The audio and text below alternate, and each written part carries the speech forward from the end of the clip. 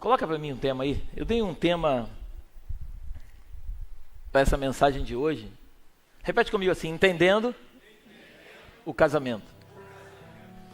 O casamento é uma instituição muito interessante, porque o casamento ele une duas pessoas completamente diferentes. Cada um veio de uma criação, cada um veio de um convívio, onde um aprendeu uma coisa, normalmente o outro aprendeu outra. E nós, antes de casarmos, a gente olha para a vida dos nossos pais e por mais que muitas vezes a gente diga que a gente não vai ser igual, mas a gente sempre vai replicar aquilo que nós vivemos. Isso é normal na vida. Nós somos produto do meio, então o ambiente em que nós somos criados vai definir quem nos tornaremos. E é interessante que o casamento, ele une dois tipos de pessoas. Às vezes uma muito organizada, às vezes uma menos organizada. Às vezes uma muito responsável, às vezes uma outra um pouco menos responsável. Às vezes uma pessoa que tem caráter se juntando com uma outra pessoa que tem pouco caráter, ou talvez nenhum caráter. O casamento ele é algo sublime, porque ele une duas pessoas normalmente completamente diferentes, que agora vieram de ambientes diferentes, agora vão compartilhar o mesmo ambiente, vão acordar juntos, vão dormir juntos, e normalmente sai faísca nos primeiros anos de casamento. Mas é muito interessante que eu estava conversando hoje com um amigo, lá na minha empresa, eu recebi um amigão aqui da igreja. A gente foi bater um papo e a gente estava conversando e eu falei para ele algo que eu falei assim: poxa, se eu tivesse com meus 35 anos a disposição que eu tinha, com a maturidade que eu tenho hoje, eu hoje estaria vivendo algo muito melhor do que eu estou vivendo. Não que eu não esteja vivendo algo bom, eu não posso reclamar da minha vida, mas eu estaria vivendo algo muito melhor, creio eu. E Deus é tão lindo que Ele só permite que a gente adquira a maturidade depois de uma certa idade, depois de um certo tempo. E a maturidade, é importante nós entendermos, ela não está ligada diretamente com o tempo. Ela não tem a ver com o tempo cronológico. A maturidade tem a ver com a vivência. Tem pessoas que não têm tanta idade, mas por viverem muito, terem muita experiência em alguma coisa, alguma área da vida, essas pessoas se tornam maduras, mesmo muitas vezes tendo uma idade inferior àqueles que têm uma idade maior. Você está me entendendo aqui? Porque a maturidade não tem a ver com a idade cronológica. O cara de 70 anos é muito mais maduro do que o de 45, nem sempre. Você deve conhecer, eu conheço gente de 70 anos que parece uma criança. E a gente conhece crianças que às vezes têm 15 anos que parecem um velho. Apesar de não ter tanta experiência, mas essa pessoa foi criada num ambiente onde ela se tornou madura precocemente. E o casamento é muito bonito porque o casamento une duas pessoas, e essas pessoas, quando elas resolvem viver juntas, elas resolvem andar juntas, porque é muito bonito quando você namora. Quando você namora, você vai na casa da namorada, você pega ela em casa, sai para jantar, dá uns beijos na boca, deixa em casa, e depois você volta para a tua casa, volta para o teu habitat, volta para o teu ambiente, e você continua vivendo a vida que você vive, e ela vivendo a dela. Mas na hora que você casa, que os dois vão morar juntos, as coisas são completamente diferentes. O pessoal costuma dizer aí fora, na hora que mistura a escova de dente, o negócio complica. Tem casais que são organizados, que pega a pasta de dente, aperta lá embaixo, lá direitinho, tudo organizado. Tem outros que mete a mão, aperta tudo, fica tudo amassado, joga a pasta de dente na pia, suja tudo e acha que isso é normal. Graças a Deus não tem ninguém aqui na Belém assim. O pessoal, quando dá uma risadinha, está começando a... E aí hoje eu estava conversando com uma pessoa e eu falei para ela uma coisa que eu acho que você vai me entender. Tem pessoas que às vezes elas querem te levar para o ambiente dela. Ela vive uma vida desregrada, ela vive uma vida completamente ao contrário daquilo que a Bíblia nos ensina, porque é importante nós entendermos, Belém, que aqui eu sempre digo que não tem a ver com aquilo que eu acho, não tem a ver com aquilo que eu penso e não tem a ver com aquilo que você acha, tem a ver com o que a Bíblia diz. Aqui não é o que eu acho, não é o que eu penso, é o que a Bíblia diz. A Bíblia é o nosso manual de vida, a Bíblia é o que vai nos nortear. Então a Bíblia me ensina e te ensina a sermos organizados. A Bíblia nos ensina a sermos limpos. A Bíblia nos ensina uma série de coisas. Então quando você chega num ambiente em que o ambiente é bagunçado, o ambiente é completamente desarrumado, não adianta tentar me convencer que está certo aquele ambiente, porque está errado. Não porque eu acho, porque a Bíblia me diz que está errado. Amém? Então é interessante que tem pessoas que final de semana retrasado, acho que foi retrasado, passado, não me lembro. Eu tive a oportunidade, foi passada, eu tive a oportunidade de passar um final de semana, um sábado maravilhoso na casa de amigos, aqui da igreja, e a gente se divertiu muito, a gente comeu muito, a gente se divertiu, foi maravilhoso. Mas uma coisa que me chamou muito a atenção com o dono da casa é que depois que a gente comeu, que a gente se divertiu, ele foi para lá e lavou tudinho, tudo organizado. Eu não falei nada, mas eu sou um cara observador. Falei, cara, gostei. Porque a gente entende que esse é o correto. Às vezes eu me deparo com pessoas e falo assim, não pastor, você é muito certinho. Não, eu não sou muito certinho, eu sou certo, é diferente. Eu não sou muito certinho. Para mim o certo é a limpeza, é a organização. Quando eu vejo alguma coisa desarrumada, às vezes eu tenho dificuldade de expressar a minha indignação com aquilo. No outro dia eu saí para ir na comunidade, a gente foi jogar um futebol, aí no meio do caminho eu falei assim, estava um amigo conosco que era músico, eu falei assim, vamos levar um violão para a gente tocar uma música lá, vamos. Aí eu voltei, aí eu falei, pastor Luiz, pega um violão para mim lá na igreja, por favor. Aí ele voltou na igreja, ele pegou um violão, trouxe o violão na capa, no case. Aí trouxe o violão no case. Aí quando ele trouxe o violão, a gente quando estava entrando no carro, eu falei, peraí. Abre a capa e vamos ver como é que tá as cordas. Aí quem estava do meu lado falou assim, caramba, parece que tu adivinha. Não adivinho, porque é o normal. O normal, eu pergunto para você, o normal é a corda tá boa assim ou não? Sim, só que tinha uma corda que estava arrebentada. E aí eu estava explicando lá para as pessoas que assim, e você vai me entender onde eu quero chegar essa noite, amém? Tudo isso tem a ver com a palavra. E aí eu estava explicando que não é normal arrebentar a corda de um violão e você guardar o violão com a corda arrebentada. Isso não é normal. O normal é você consertar a corda, deixar o violão em perfeita ordem, porque você não sabe quem vai usar depois de você e nem tampouco quando vai usar. Então isso é o normal. Então eu preciso que você entenda que isso tem a ver com casamento. As pessoas elas entram dentro de uma relação e por elas terem sido criadas de uma forma, e muitas vezes a forma em que elas foram criadas é uma forma errada, e ela entra numa relação querendo trazer o jeito dela para dentro da relação. Deixa eu te dizer uma coisa, vai dar ruim.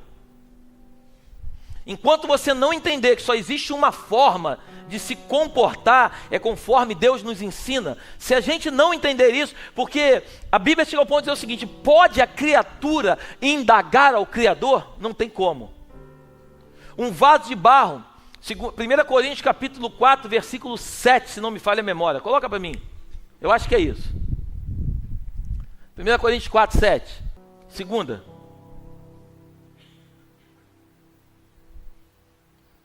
Aí. Temos, porém, este tesouro em vasos para que se veja a excelência do poder provém de Deus e não de... O que a Bíblia está falando? Paulo, escrevendo à igreja de Corinto, ele está dizendo o seguinte, nós somos vasos de barro. Não servimos para nada, a não ser acumular a grande excelência de Deus sobre a nossa vida. Nós precisamos aprender com o Senhor que nós não somos frágeis como vasos de barro, e se nós dermos valor àquilo que Deus tem para a nossa vida e nos colocarmos diante do Senhor aprendendo o que Deus tem, a gente vai conseguir chegar no lugar que o Senhor tem para nós. Interessante que hoje está uma moda aí de mentoria, e hoje eu conversando com um empresário, um cliente meu, a gente estava negociando um imóvel, e ele estava me dizendo o seguinte, pô Léo, você acredita que eu fui fazer uma mentoria, e quando chegou lá, ele tem 51 anos, é um empresário bem sucedido, um cara rico, e ele falou assim, eu estava fazendo a mentoria, e de repente lá na mentoria, um menino de 20 anos, foi na minha empresa fazer um check-up do que estava errado. E ele quando chegou lá, ele viu que eu tinha 18 funcionários ligando para as pessoas, e cada funcionário desse conseguia ligar para, eu não me lembro agora o número que ele falou, mas 50 ou 60 pessoas por dia. Ele tinha 18. E aí esse menino de 20 anos disse para ele o seguinte: cara, para a tua empresa crescer, você tem que mandar essa galera toda embora, desses 18 ficar com 4, e você vai colocar um programa aqui de IA, que é um robô, cada pessoa ele vai fazer 2.000 ligações por dia. E você acredita que a empresa do cara começou a faturar muito mais do que faturava, e ele começou a ter um êxito muito melhor. Mas eu te pergunto por quê? Um menino de 20 anos, explicando para um cara de 51 anos, que é o dono da empresa, estava acostumado a fazer, que aquilo daria certo. E esse cara da empresa, que tinha experiência, ele acreditou no menino de 20 anos, ele pagou para ver, fez o que o menino falou e o resultado chegou. Mas eu pergunto para você, a grande maioria talvez dissesse o seguinte: cara, esse menino de 20 anos, ele não tem nada para me ensinar. Esse menino de 20 anos, ele não tem nada para me acrescentar. Então, por que eu vou escutar um menino de 20 anos se eu estou acostumado a fazer? Afinal de contas, eu cheguei até aqui, quem trouxe essa empresa até aqui fui eu, então por que eu vou aceitar a ideia de um menino de 20 anos? Nós precisamos estar atentos. Nós estamos vivendo um outro tempo. Eu costumo dizer que os meus filhos, eles vão se formar numa profissão que nem existe hoje. Provavelmente os meus filhos vão trabalhar em uma profissão que nem existe no dia de hoje. Se a gente não estiver atento para o tempo que a gente está vivendo, a gente vai ficando para trás. Eu sou corretor de imóveis há muito tempo. Hoje eu sei vender, com modesta parte eu faço isso bem, mas hoje não adianta eu vender bem se o cliente não bate na minha porta. Hoje eu vejo meninos de 25 anos que estão na internet fazendo vídeo bombando e pegam 10 vezes mais clientes do que eu pego. Hoje tem resultado melhor do que o meu. Por quê? Porque eles são melhores? Porque eles estão se atualizando. Eles estão lá na frente. Mas pastor, o que isso tem a ver com família? O que isso tem a ver com casamento? Isso tem tudo a ver com família e casamento. Porque se a gente não entender que a gente está em constante processo de aprendizado, a gente está o tempo todo aprendendo um com o outro como viver nessa terra, se a gente não se colocar no lugar de aprender, a gente nunca vai conseguir viver a plenitude do casamento. O casamento é lindo. A Bíblia diz que o corpo da mulher pertence ao homem, o corpo do homem pertence à mulher. A Bíblia nos ensina que nós temos que curtir o nosso cônjuge, adorar, amar ele com toda a nossa força, com todo o nosso entendimento, viver intensamente, entendendo que ele é a continuidade daquilo que Deus começou em mim. Se nós não entendermos isso, a gente perde muito tempo no casamento, brigando, contenda, aborrecimento, cara feia, chega em casa um, não fala com o outro. Eu conheço casais que ficam meses sem se falar. Isso é o maior cúmulo do mundo. E a Bíblia chega ao ponto de dizer que se você resolver fazer um jejum e não quiser ter relação, tem que ter, para você ter uma ideia, se você quiser fazer um jejum para não ter relação sexual com o teu marido, você tem que ter a aprovação dele, para que ele concorde contigo, para que não dê ruim no casamento. Está escrito isso na Bíblia. Não precisa levantar a mão. Quem sabia disso? Não levanta a mão. Está escrito na Bíblia. Mas aí a gente não conhece a Bíblia e a gente começa a deixar as coisas entrarem no casamento. Você está comigo aqui essa noite? Eu quero falar de um homem essa noite, de uma história que para mim, é uma das histórias mais lindas da Bíblia. Eu amo falar dessa história. É do profeta Oséias. Quem já leu aqui o livro de Oséias? Levanta a mão. Algumas pessoas. Coloca para mim, Oséias capítulo 1, versículo 1 até o 11. Olha que coisa incrível. Palavra do Senhor que foi dirigida a Oséias, filho de Beere, nos dias de Uzias, Jotão, Acais e Ezequias, reis de Judá. Todos esses daqui, Uzias, Jotão, Acais e Ezequias, foram reis de Judá. E nos dias de Jeroboão, filho de Joás, rei de Israel. Quando pela primeira vez o Senhor falou por meio de Oséias, o Senhor lhe disse: vá e case com uma prostituta, e tenha com ela filhos de uma prostituta. Algumas versões falam filhos de prostituição. Porque a terra se prostituiu, desviando-se do Senhor. Então Oséias foi e casou com Gomer, filha de Diblaim, que ficou grávida e lhe deu um filho.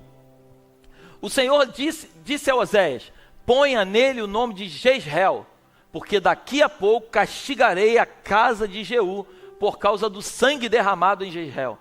Vou acabar com o reino da casa de Israel. Naquele dia quebrarei o arco de Israel no vale de Jezreel. Gomer ficou grávida outra vez e deu à luz a uma filha. Então o Senhor disse a Oséias: ponha nela o nome de Loruama, porque não voltarei a ter compaixão da casa de Israel para lhe perdoar. Porém da casa de Judá eu terei compaixão, e os salvarei pelo Senhor, seu Deus, porque não os salvarei pelo arco, nem pela espada, nem pela guerra, nem pelos cavalos, nem pelos cavaleiros. Depois de ter desmamado Lo-ruamá, disse: ponha nele o nome de Lo-ammi, porque vocês não são o meu povo, nem eu serei o seu Deus. Todavia o número dos filhos de Israel será como a areia do mar, que não se pode medir nem contar. E acontecerá que no lugar em que lhes foi dito, vocês não são o meu povo, ali mesmo se dirá a eles, vocês são filhos do Deus vivo. E o 11 para fechar: os filhos de Judá e os filhos de Israel serão reunidos e constituirão sobre si uma só cabeça. Eles se levantarão da terra, porque grande será o dia de Jezreel. Feche seus olhos, coloca a mão sobre o seu coração. Pai, obrigado por esta palavra. Obrigado pelo teu povo. A minha oração é que o teu Espírito se apodere de nós de uma forma tão intensa, aonde as palavras possam saltar diante dos nossos olhos. Espírito Santo, tu és bem-vindo. Traga um espírito de sabedoria e de conhecimento nesta noite, para que saiamos daqui completamente diferente como nós entramos por essas portas. Eu acredito demais no casamento, e a minha oração é que o Senhor nos revele quão bom é andarmos de mãos dadas com o nosso cônjuge, vivendo literalmente as tuas promessas. Fala conosco, Pai, é o que eu te peço em nome do Pai, do Filho e do Espírito Santo. Amém e amém. Dê o melhor aplauso, você pode dar ao Senhor.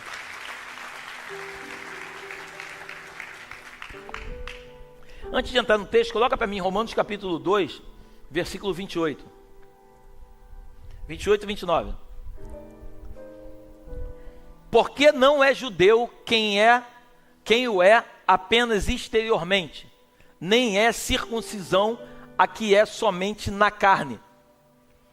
Porém, judeu é aquele que o é interiormente, e circuncisão é a do coração, pelo Espírito, não segundo a letra, e cujo louvor não procede de seres humanos, mas Na nova aliança,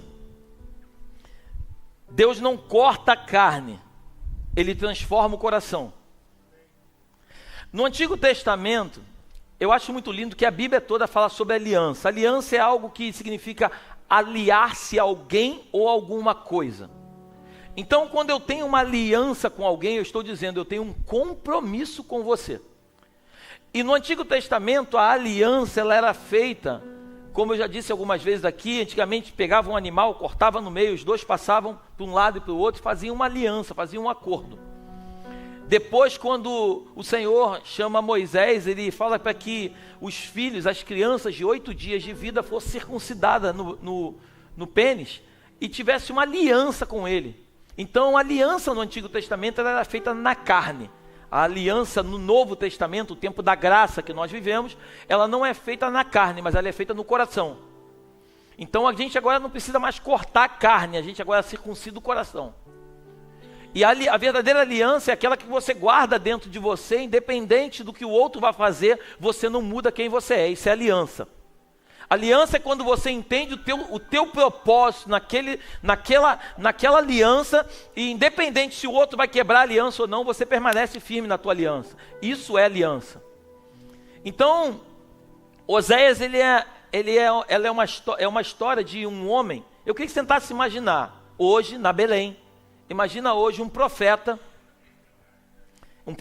na Belém, e Deus chama esse profeta que hoje manda ele casar com uma prostituta. Se você visse um profeta hoje da Belém, se casando com uma prostituta, indo lá fora, num prostíbulo, buscar uma prostituta e se casar com ela, eu tenho certeza que a primeira coisa que você diria é que o cara está endemoniado. Porque afinal de contas, como pode um profeta se relacionar com uma prostituta? Mas vale a pena nós lembrarmos que naquele tempo, para que pudesse acontecer, os profetas do Antigo Testamento, eles encarnavam a própria mensagem. Eles não transmitiam a mensagem, mas eles eram a própria mensagem. Exemplo que eu vou te dar. Deus manda Isaías andar com as nádegas de fora. Por que Isaías teve que andar com as nádegas de fora? Porque Deus estava dizendo sobre a vergonha do povo de Israel. Deus manda agora Ezequiel, Deus mata a esposa de Ezequiel e manda ele não chorar. Por que Deus mata a esposa dele e fala para ele não viver o luto? Porque Deus estava dizendo que o povo de Israel, eles precisavam entender que eles seriam literalmente mortos e que se eles não tomassem o jeito, o Senhor ia dar para eles um destino que não era o que estava preparado para eles. Você vai ver agora Oséias se casando com uma prostituta. A mensagem de Deus para aquele povo é: vocês, povo de Israel, estão se prostituindo, estão adorando a outros deuses e não ao Senhor seu Deus. Então Oséias, ele encarna uma mensagem. Você está comigo aqui? Oséias, ele encarna uma mensagem que é um homem de Deus, um profeta, em outras palavras, o próprio Senhor se relacionando com uma prostituta. E quem é a prostituta daquele tempo? Era a tribo do norte. As duas tribos, a Bíblia diz que os povos foram divididos. O povo de Israel foi dividido em duas tribos: tribo do sul, Judá; tribo do norte, Samaria e Israel. Então a tribo do sul tinha aqui um rei nessa época aqui, chamado Ezequias. E a tribo do norte, nessa época aqui, tinha um rei chamado Jeroboão. Isso aconteceu aproximadamente 725 a 700 a.C. Então, a tribo do norte, Deus queria não castigar, mas Deus queria trazer uma sentença sobre aquele povo. Deus queria mostrar para aquela tribo, para a tribo do norte, que eles estavam se prostituindo. E naquela época eles adoravam a Baal. Baal, se você for estudar o significado de Baal, Baal significa Senhor, significa Lorde. E naquela época ali eles estavam vivendo um nível de prosperidade financeira grande. Então o povo do norte, eles atribuíam que o nível de prosperidade, eu quero que você preste muita atenção nisso, o nível de prosperidade que eles viviam, eles atribuíam tudo aquilo a Baal. Eles acreditavam que Baal era o Senhor e que eles estavam prósperos por causa de Baal e não por causa do Senhor nosso Deus, não por causa de Jeová. Então o que Deus faz? Deus levanta um profeta e ele fala assim: olha, você faz o seguinte, Oséias, vai lá no prostíbulo, pega uma mulher de prostituição e se casa com ela. Aí a Bíblia diz que eles têm um filho, e esse filho nasce. Quando esse filho nasce, eles colocam o nome do filho de Jezreel. Você está comigo aqui? Jezreel significa Deus semeia. Então Deus estava semeando sobre aquele povo. Deus estava dizendo: olha, eu estou semeando, eu estou mostrando para vocês que a forma como vocês estão fazendo não é a forma correta. Aí Gomer, que era a mulher de Oséias, ela fica grávida novamente e ela tem uma outra filha agora. Ela tem uma filha que se chama Lo-Ruhamá. Lo-Ruhamá significa não amada, não misericórdia. Que Deus estava dizendo o seguinte: esse povo, eles não me amam. Esse povo, eu não vou ter misericórdia deles. Esse povo se esqueceu de mim e esse povo virou o rosto para mim e agora eles estão atribuindo tudo que eles vivem a Baal. Por isso que a Bíblia diz que se tem uma coisa que Deus não divide, é a glória dele. Quando a gente começa a colocar o nosso sucesso na nossa conta, quando a gente coloca o nosso sucesso na conta de alguém que não seja o Senhor, isso é triste dizer, mas o Senhor, ele não se agrada disso. Deus, ele quer adoração só para Ele. Ele tem ciúmes de mim e de você. E aí eles agora têm um terceiro filho. Esse filho se chama Lo-Ami, que significa: não, meu povo, não tenho aliança contigo. Deus está dizendo: esse povo, eles não têm aliança comigo. Eles não são o meu povo. E eu também não sou o Deus deles, porque o Deus deles hoje é Baal. Você está aí, Belém? Só que interessante que no capítulo 2, eu não vou entrar porque o texto é muito grande, mas no capítulo 2, a Bíblia diz que quando eles têm 3 filhos, essa mulher chamada Gomer, essa mulher resolve sair da casa que ela morava.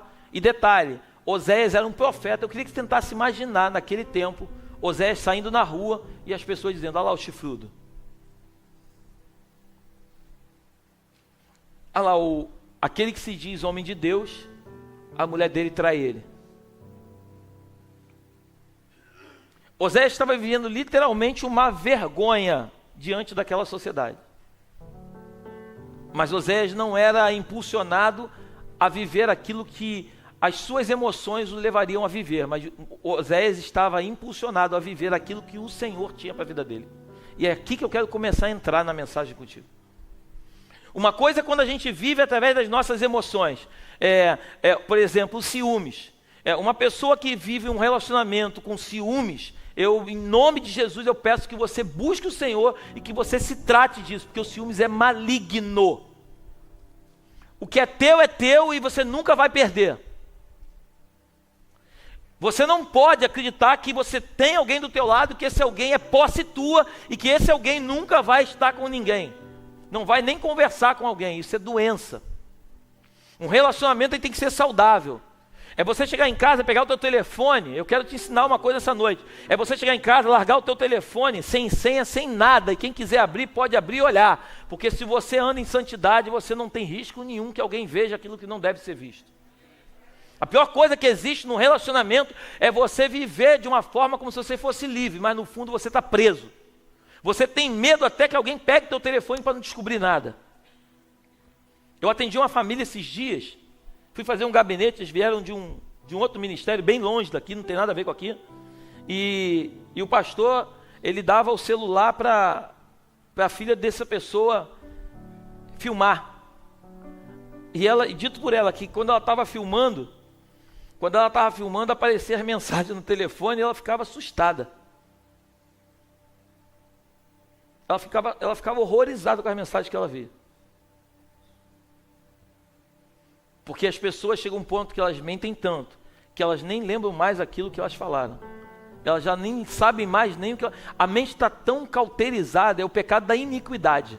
Ela está tão anestesiada que ela já nem sabe mais, ela já não dá mais importância para aquilo que ela faz de errado. Para ela já virou algo normal. Deixa eu te dizer uma coisa, o pecado não é normal. O pecado ele veio para matar e para destruir, para completamente uma família. Deus quando levanta um casal, Deus quando levanta uma família, Deus quando levanta um casamento, é para você estruturar a tua casa, viver debaixo de santidade, debaixo de princípios e criar os teus filhos naquele ambiente saudável.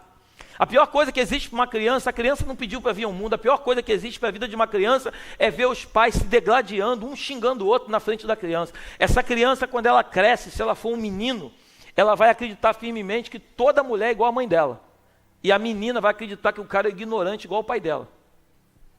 Porque o ambiente em que ela vive vai definir quem ela se torna. Então Oséias, ele casa com uma prostituta porque Deus havia mandado ele casar. E daqui a pouco a gente vai entender o porquê.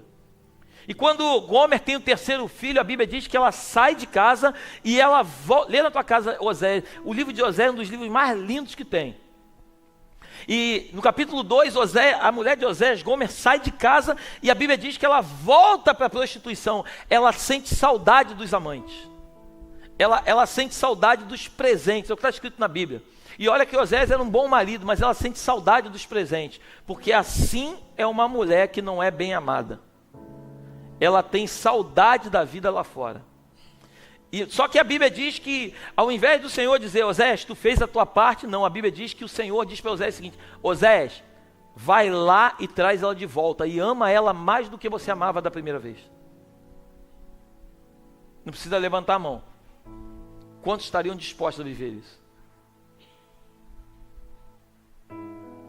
Quantos estariam dispostos a viver isso? Porque a minha Bíblia, igual a tua, diz que só existe uma forma da gente se separar, através do adultério. Só que o adultério só vem por causa da dureza do coração do homem. Nunca foi o propósito de Deus que as pessoas se separassem. Mas por causa da dureza do coração do homem veio o adultério. Então o adultério nunca foi um projeto de Deus, o adultério foi um projeto do homem. Deus quando une algo, a Bíblia diz que já não são mais dois, mas se tornam uma só carne. Tudo que é único não tem como separar. E muitas vezes a gente não entende que o casamento, eu sempre falo aqui que o casamento não é para suprir uma necessidade, casamento é para cumprir um propósito.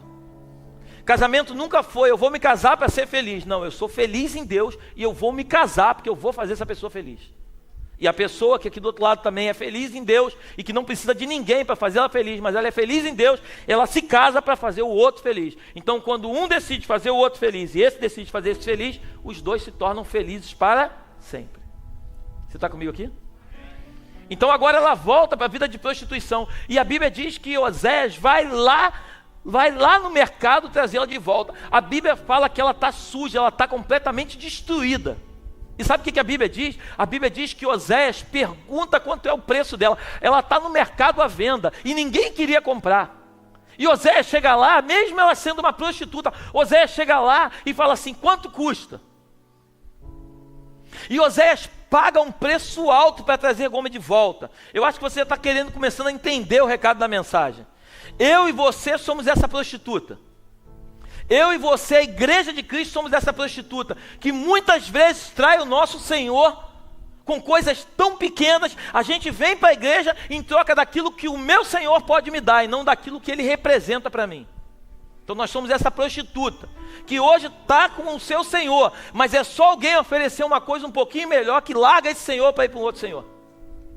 Mas o que eu quero te dizer essa noite, a notícia que eu tenho para te dar essa noite é: independente de quem você é e de quem eu sou, o nosso amado, o nosso Oséias, o nosso Senhor, Ele foi lá e nos comprou com alto preço. Não preço de prata nem de ouro, mas com preço de sangue. Você pode glorificar o Senhor? Queria que você tentasse imaginar a cena. Um comércio, igual aqueles países lá na Europa, lá que as mulheres ficam na vidraça sendo vendidas. Queria que você tentasse imaginar a cena.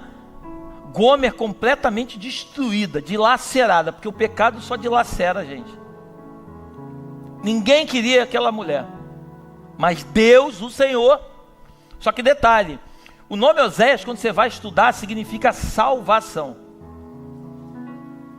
E o nosso Salvador chama-se Cristo. É só uma coincidência. Então Oséias agora ele não vai só pegar Gomer de volta, mas o Senhor diz para ele: ama ela mais do que da primeira vez.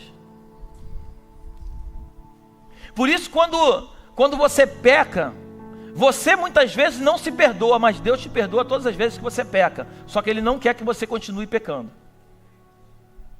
Eu vou te repetir. Por isso quando você peca, muitas vezes você não se perdoa e você se afasta de Deus, mas Deus te perdoa todas as vezes que você peca, apesar dele não querer que você viva em pecado. E aí está todo mundo lá no comércio e de repente quem é que chega lá? Oséias, o galhudo. Aos olhos do povo, o galhudo, mas aos olhos de Deus, a salvação. Oséias não olha para aquilo que Gomer fez, Oséias olha para aquilo que ele representa. Pastor, onde você está querendo chegar? Efésios capítulo 5, versículo 25, diz que nós homens precisamos amar as nossas esposas como Cristo amou a igreja e se entregou por ela. Eu não amo a minha mulher por aquilo que ela é, eu amo a minha mulher por aquilo que eu sou. Eu amo a minha mulher porque eu decidi construir uma família com ela, independente se ela merece ou não. Não existe esse merecimento, existe quem nós somos em Deus. Vocês mulheres, a Bíblia diz que vocês precisam honrar os maridos de vocês, se submeterem a ele. Submeter, eu sempre falo aqui, submeter não é você estar debaixo de um jugo de escravidão. Se submeter, submissão é estar debaixo de uma mesma missão. Quando você se submete à mesma missão, porque quando um tem uma missão, mas quando o outro não concorda com a missão, o que é uma divisão? É quando eu olho para cá e o outro olha para lá. São duas visões diferentes. Agora, quando o marido tem uma missão e a mulher está debaixo da missão do marido e os dois estão juntos na mesma missão, o negócio dá certo. Por isso que a Bíblia diz que casa dividida não subsiste.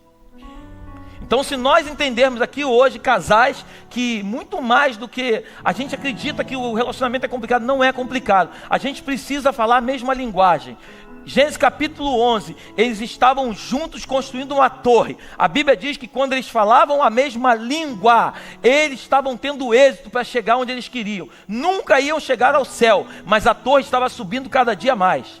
A Bíblia diz que quando o Senhor olha para a terra e percebe que eles estão tendo êxito naquilo que eles estavam fazendo, não queria chegar ao céu, mas como eles estavam tendo êxito, a Bíblia diz que o Senhor dá uma ordem para que desça o anjo e que coloque línguas diferentes entre eles. Quando as línguas diferentes começam a aparecer entre eles, eles já um falava uma língua, o outro entendia a outra. O problema do casamento é que existem duas pessoas, um fala de uma forma, o outro entende outra. Quando a linguagem não é clara e objetiva, quando o recado não é bem simples, quando não se senta para definir o propósito, sempre vai dar problema. Sempre vai dar problema. Tem mulheres que às vezes ficam, eu vou falar dos homens também daqui a pouco. Tem mulheres que, senão eu morro aqui. Tem mulheres que se sentem ofendidas que o marido faz alguma coisa que magoou, aí ela é incapaz de dizer para o marido que magoou, mas ela fica bicuda, ela fica sem falar com o marido. Aí de noite diz que está com dor de cabeça. Mata o cara. E é interessante no casamento, que quando o homem está com dor de cabeça, ele quer. Quando ela está de dor de cabeça, ela não quer. É isso, não é? Então a gente percebe que são pessoas completamente diferentes entrando numa relação. Se eu entender que isso aqui é bom para mim, e se essa aqui entender que isso aqui é bom para ela, se eu quiser que seja somente bom para mim, só bom para mim, não vai dar certo. Então eu tenho que descer um pouquinho aqui e entender o seguinte: aqui é bom para mim, mas aqui também é bom. Aqui é maravilhoso para mim, mas aqui também é bom. Então se a gente entrar aqui nesse propósito aqui, a gente vai se entender. É cada um ceder um pouquinho e entrar no equilíbrio. Por isso que eu sempre falo aqui que relacionamento, que vida com Cristo é uma vida de entrega. Jesus, quando ele vem à terra, ele diz assim: olha, o Filho do Homem, ele não veio ser servido, ele veio servir. O que Jesus está ensinando? Oséias, o significado é salvação. Cristo está dizendo: eu sou a salvação de vocês. E eu que sou a salvação de vocês, Alex, eu vim servir vocês. Como que vocês querem entrar num relacionamento, num casamento, e vocês querem que seja tudo do jeito de vocês? Vai dar ruim. Se a gente não entender que a gente precisa aprender a ceder um pouquinho e servir o nosso cônjuge, se a gente não entender que, e isso tem que ser claro, mulher, a mesma coisa é você, marido. Você muitas vezes quer namorar e de repente acontece alguma coisa, ela não quer. Eu sei que é muito difícil, normalmente ela não quer. Uma vez um amigo meu não, perdoa, o pastor Cláudio Duarte, eu estava assistindo uma pregação dele, e ele falou que um jovem chegou para ele e falou assim: pastor, eu vou casar. Ele falou: vai casar? É, pastor, eu vou casar porque estou namorando, eu vou casar porque eu quero namorar muito, Ele falou: meu amigo, eu não sei você, mas se tem uma coisa que você não vai fazer é namorar, quando você casar. Isso parece brincadeira, mas eu pergunto, as pessoas brincam assim: isso é o normal, isso foi o propósito de Deus, sim ou não? Não, isso nunca foi o propósito de Deus. O propósito de Deus é que namorasse muito. Deus fez o homem para a mulher e Deus fez a mulher para o homem. Se a gente entender que a gente precisa chegar a um equilíbrio, entender o que é bom para um, o que é bom para o outro, e a gente chegar nesse lugar aqui, o casamento é uma dádiva. Quando você tem um ambiente saudável, quando você tem uma casa feliz, os filhos se tornam felizes. Esses meninos, eles vão olhar para o casamento, enquanto todo mundo lá fora disser que é ruim, ele vai dizer: olha, eu não sei como é que é na casa de vocês, mas na minha casa o casamento é bom. Porque o mundo lá fora, ele sempre vai querer dizer para a gente que é ruim.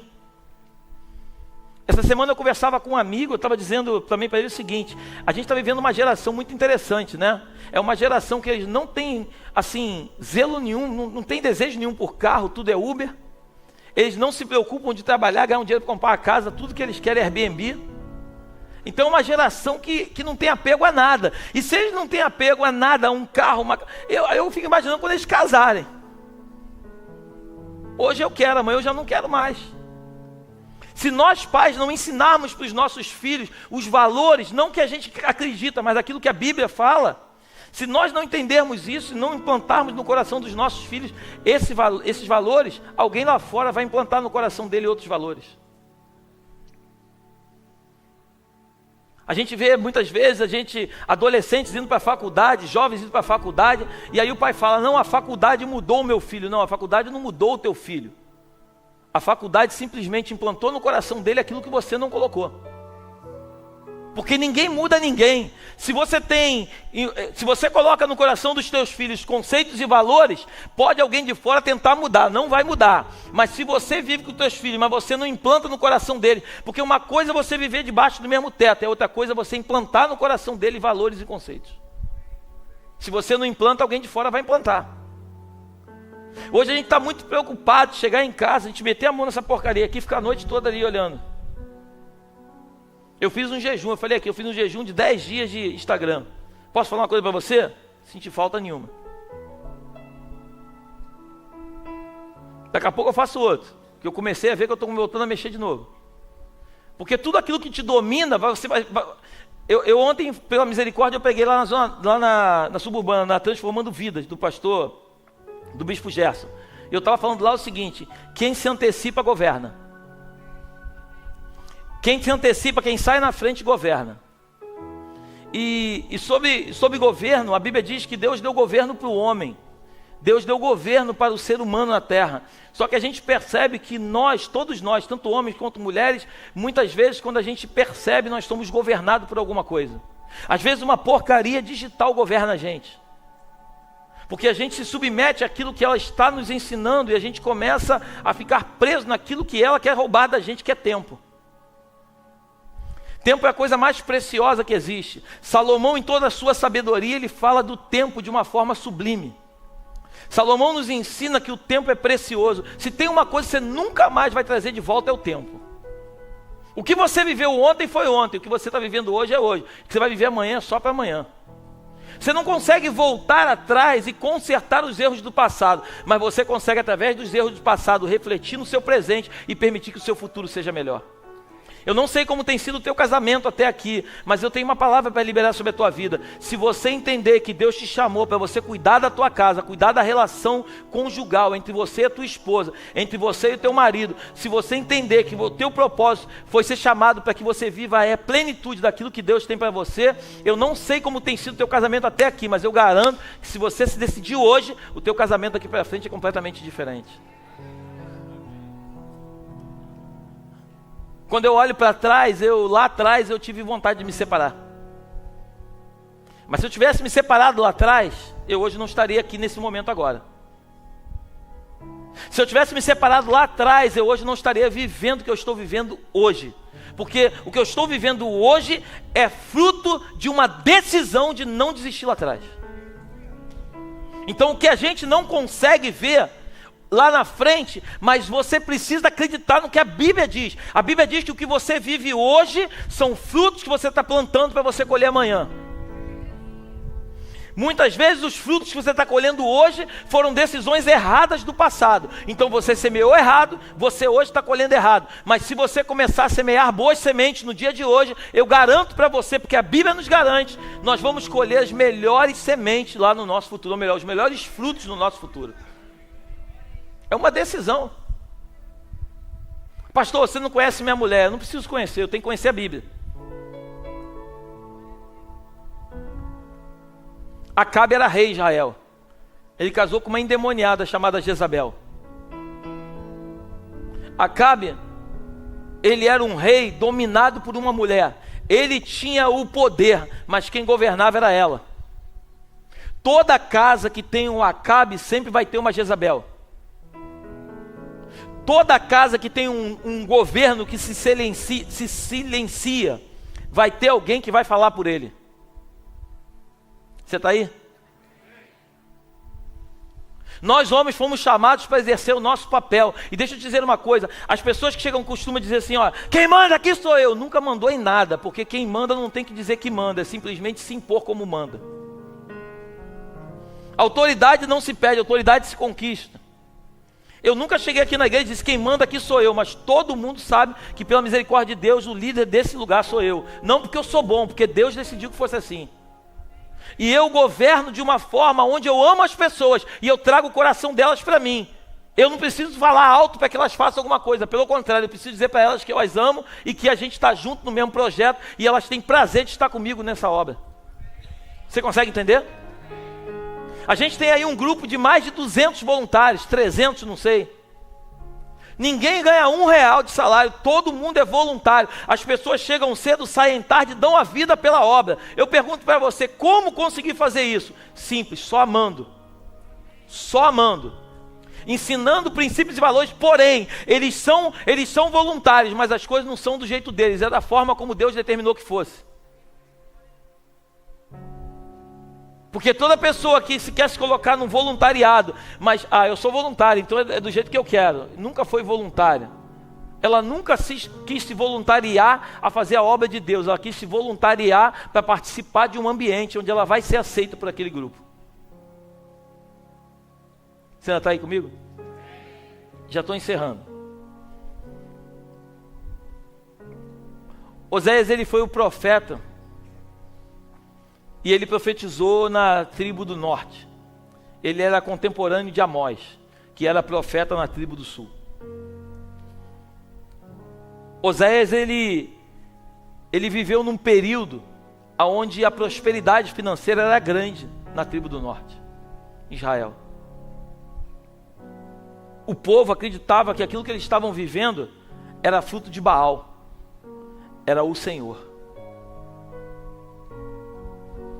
E Deus, ele levanta um profeta no meio de uma nação, para que esse profeta encarnasse a mensagem, e que ele não transmitisse a mensagem, mas que ele fosse a própria mensagem.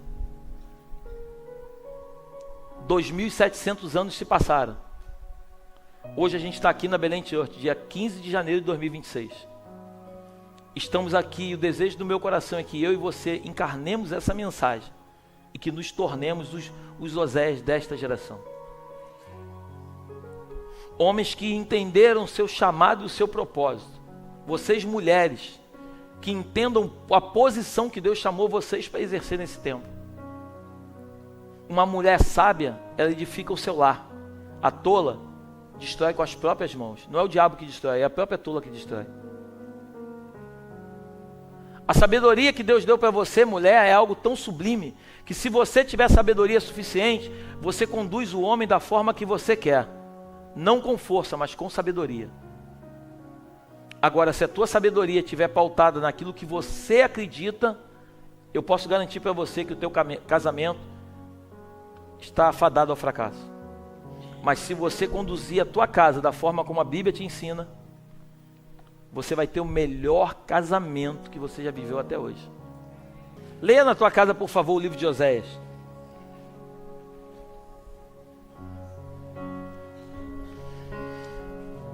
Oséias é um livro lindo. Eu escrevi aqui algo que eu quero compartilhar contigo. Fico imaginando Gomer suja, batida, infeliz, pobre, até chegar a ser um marido que paga o melhor preço que alguém poderia pagar e colocar de volta a aliança no dedo de Gomer. A aliança que eu falei no começo havia sido perdida por Gomer, a mulher, não por Oséias. Quando você vai para a Bíblia, você vai ver que toda aliança na Bíblia, ela sempre vem da parte mais forte. Pode estudar com calma. Quando Deus faz uma aliança com alguém na Bíblia, sempre a aliança parte de Deus para esse alguém, nunca parte desse alguém para Deus. E a mulher representa, como eu disse, eu e você, a igreja de Cristo. Igreja não é esse prédio, igreja somos nós. Daqui a pouco vamos embora, isso aqui é um prédio. Nós somos a igreja. Então a aliança se perdeu no dedo da igreja de Gomer, mas a aliança sempre esteve no dedo de Cristo. Então Cristo quer nessa noite colocar de volta a aliança no teu e no meu dedo. Cristo está nos chamando para nós reafirmarmos uma relação de aliança com Ele. E relação de aliança não tem a ver com os teus prazeres, tem a ver com os prazeres dEle. Não tem a ver com as tuas vontades, tem a ver com as vontades dEle. Porque a minha Bíblia, igual a tua, diz que a vontade dEle é boa, agradável e perfeita. A nossa muitas vezes nos decepciona. A Bíblia chega ao ponto de dizer que nós fazemos muitos planos, mas a resposta exata vem do Senhor. Se nós entendermos esse papel, no casamento, no trabalho, na amizade, aliança é algo que não pode quebrar dentro de você. Toda aliança, quando ela é feita no Espírito, no Novo Testamento, no tempo da graça, ela é feita no coração. Antigamente se rasgava a carne, hoje circuncida o coração. Existe uma aliança. E quando você tem uma aliança com alguém, essa aliança ela é inquebrável. O mundo pode vir abaixo. Se você tem uma aliança, se alguém chegar para mim e disser alguma coisa da minha esposa, eu jamais vou acreditar até perguntar para ela se é verdade. Porque eu tenho uma aliança com ela, eu não tenho aliança com os outros. A minha aliança é com ela. Você está comigo aqui? Então, se você entender isso essa noite, eu garanto para você que você vai viver os melhores capítulos do teu casamento. Viva uma vida plena. Viva uma vida de santidade. Viva uma vida de entrega. Entre num relacionamento desejando dar o seu melhor pelo teu cônjuge. Decida viver a plenitude e fazer a pessoa que está do teu lado se tornar a pessoa mais feliz dessa terra. Faça um teste. E se não der certo, você pode me cobrar. Feche teus olhos, por favor, que eu quero orar com você. Graças te damos, Senhor. Obrigado por esta noite. Obrigado pela tua palavra. Obrigado por tanto ensinamento que o Senhor tem nos trazido a esta casa. Todos nós, Pai, a começar deste altar, precisamos dos teus conselhos. Precisamos da tua palavra. Precisamos da tua confirmação. Tem momentos, Deus, que estamos em situações tão adversas que acabamos agindo sem pensar. A minha oração essa noite é que o Senhor traga um espírito de entendimento, traga um espírito de sabedoria. Antes de tomarmos toda e qualquer decisão, que possamos ser visitados por Ti, que possamos viver a plenitude daquilo que o Senhor tem para nós. Eu te agradeço, Deus, de todo o meu coração. Eu te agradeço porque um dia o Senhor não desistiu de nós e por isso nós não desistiremos dos nossos cônjuges. Viveremos intensamente até que tu volte, ou que, se for da tua vontade, que um dia saiamos deste lugar chamado terra, mas cumprindo fielmente o teu chamado na nossa vida. Que os nossos valores, os nossos desejos caiam por terra e que a tua vontade prevaleça sobre nós.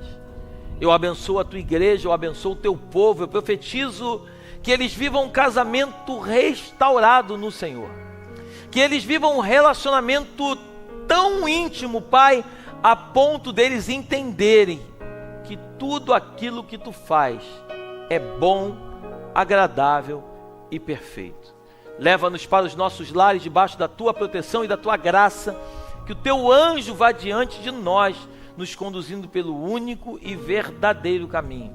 E que as doces consolações do teu Espírito se façam presente, não só hoje, mas para todo sempre, em nome de Jesus. Amém e amém. Vá em paz, vá feliz, que Deus te abençoe.